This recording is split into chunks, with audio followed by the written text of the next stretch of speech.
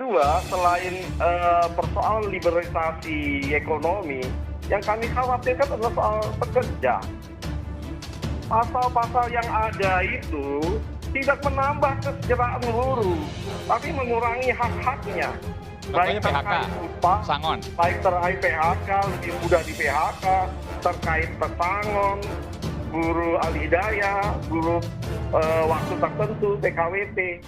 Seluruh klausulnya itu ketimbang undang-undang existing, lebih bagus undang-undang existing. Kami berdialog dengan buruh berkali-kali. Maka buruh ingin dikembalikan saja ke undang-undang existingnya. Tidak menambah kebaikan bagi para pekerja ini. Iya, tapi Anda hanya melihat satu sisi, katakanlah misalnya ini soal buruh. Bagaimana dengan soal investasi? Jadi kan dua-duanya harus ketemu. Bukan soal investasi, di situ adalah soal buruh, apa hak-hak pekerja. Tidak terkait dengan investasi secara langsung menurut kami. Iya, buruh satu sisi memang harus disejahterakan, tapi investasi juga harus, kalau nggak Indonesia akan kolaps kan? Tanpa investasi kemudian yang masuk, tanpa ada pergerakan ekonomi.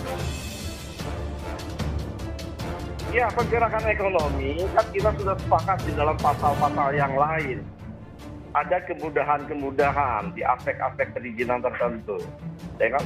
Terkait buruh, pilihannya kita harus mempertahankan kesejahteraan mereka ketimbang kita mengurangi hak-haknya. Itu adalah pilihan politik. Kami membela buruh sehingga berbagai hal yang mengurangi hak buruh kami tolak. Karenanya itu sampai terakhir kami lihat kluster perburuhan ini usulan kami banyak yang tidak diterima, makanya kami menolak. Oke. Apa yang paling Anda bayangkan dari sisi negatif saat undang-undang ini nanti betul-betul diberlakukan dan sudah memang disahkan? Silakan Pak Mulyanto. Pertama kemudahan PHK. Kemudahan PHK. Lalu ketika dia PHK, dia akan mendapat pesangon. Oke. Pesangon yang semula itu kan 32 kali gaji. Ya. Sekarang 25 kali gaji dibayar oleh pengusaha.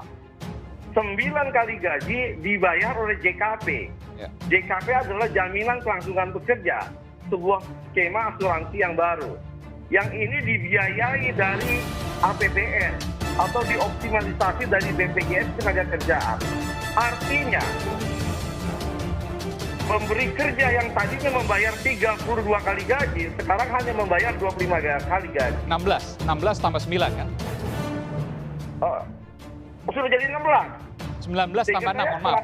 19 tambah 6, jadi 25 betul. Tapi 19 oleh perusahaan, 6 oleh tadi Anda katakan yang BPJS Ketenagakerjaan tadi. Nah itu ya, kalau memang itu yang terakhir makin parah lagi. Saya malah menangkapnya masih 25 plus 9. Tidak, 19 plus 6, Pak Mulyanto. Nah, sebelumnya kan 35 kali. Sebelumnya 32 kali. Ya, 32 kali. Seluruhnya dibayar oleh pemberi kerja. Jadi berkurang 7 di sini. Pendapatannya berkurang 7 kali ketika PHK. Yang kedua, kita bicara PHK JKP-nya itu. JKP-nya itu kan belum tentu dia bisa terima. Apakah mereka yang kena pesangon itu termasuk bagian dari jaminan asuransi itu? Kan ini ada proses aktif untuk menjadi anggota JKP.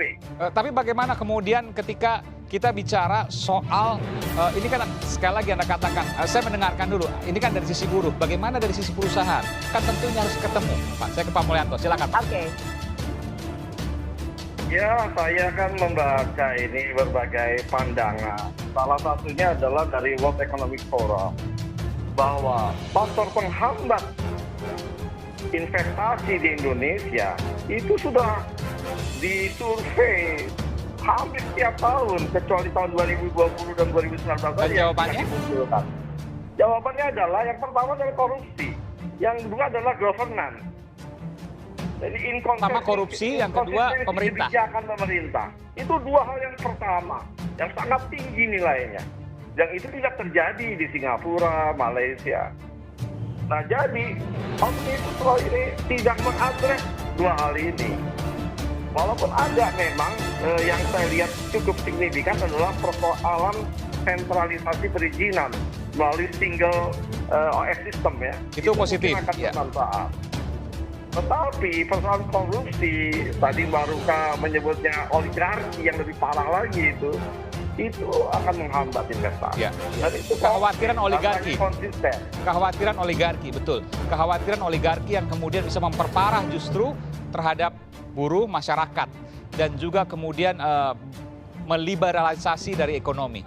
Tidak merupakan sebuah kewajiban dari anggota parlemen untuk kemudian terus menyuarakan kepentingan rakyat. Ketika nanti walaupun dalam perjalanan ada permasalahan-permasalahan yang harus diperbaiki. Dan juga dengan Pak Mulyanto dengan segala pendapatnya, tentu yang bersama dengan rakyat, yang bersama dengan nurani rakyat itulah yang kemudian mendapatkan tempat di hati rakyat.